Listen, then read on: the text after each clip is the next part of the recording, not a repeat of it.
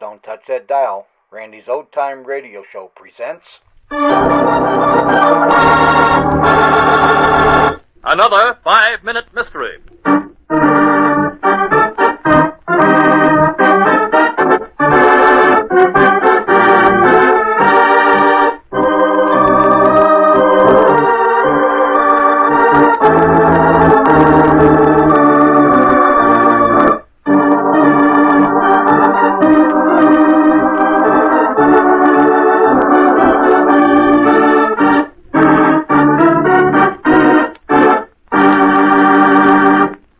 In a hospital on the east side, a dying patient gives a last expiring gasp.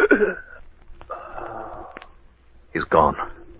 Slipped through my fingers like water running through a sieve. It's not your fault, Dr. Grant. You've done everything you could. The hospital's certainly not failed Nurse, this man should never have died. Something's wrong. I don't know what it is, but I'm sure that James Towner here did not die of the ailment he came to this hospital for. Nurse, I'm going to get permission to perform an autopsy.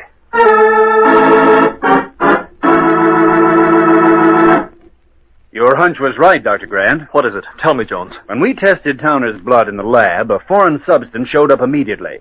I didn't recognize it, but one of my assistants seemed to think he knew what it was, so I let him make tests. A rare poison used only by the South American Indians was introduced into the bloodstream of the victim. It killed him, all right. But that's impossible, Dr. Grant. Jones, did your man say whether this poison could have been taken through food or... I thought of that, too. He swears it is the only effective way when it is taken directly into the bloodstream. And is there any antidote? Not known. My man says the Indians obtain a certain immunity by injecting themselves with small amounts over a long period of time. How could that poison have gotten into Towner's bloodstream? Doctor, I was with the patient every minute he was here. I could swear he had nothing intravenous during the whole time except the transfusions. 2 of them, which you ordered yourself. The transfusions? Who was the donor? Mr. Harkness, a friend of Towner's, happened to be visiting him. The friend immediately offered him blood. Towner was grateful and accepted. Harkness said something about its being the least he could do. We tested his blood and found it the right type, so we did the transfusion. I think we ought to investigate Harkness. But, Dr. Grant, I'm positive that Mr. Harkness did not even touch Mr. Towner during the whole time of his illness. If what I'm thinking is true, Harkness had something to do with the death of James Towner just the same.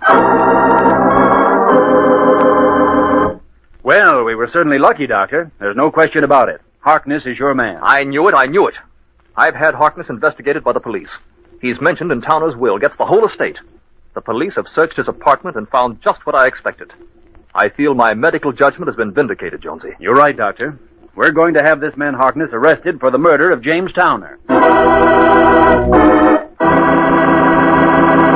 Do you know what the doctor and the laboratory technician discovered which indicated to them that Harkness murdered his friend Towner? The doctor will tell you in a moment. But first...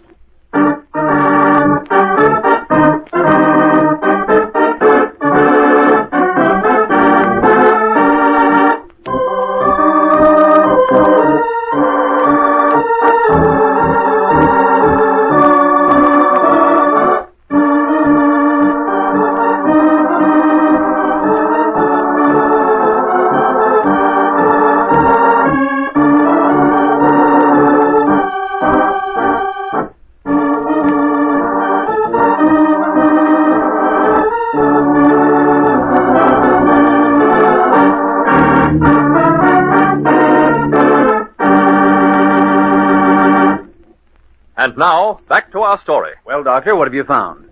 The thing that indicated to me the fact that Harkness had a hand in the murder of James Towner was something Jones said when he spoke of the poison, and the way the South American Indians gained immunity from it.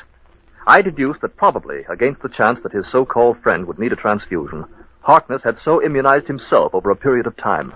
If he had, the poison would still be in his blood in some quantity, small perhaps, but enough to react unfavorably on Towner in his condition. A police search verified my hunch. And now, Harkness is being tried for one of the most unusual murders that has ever come to my attention.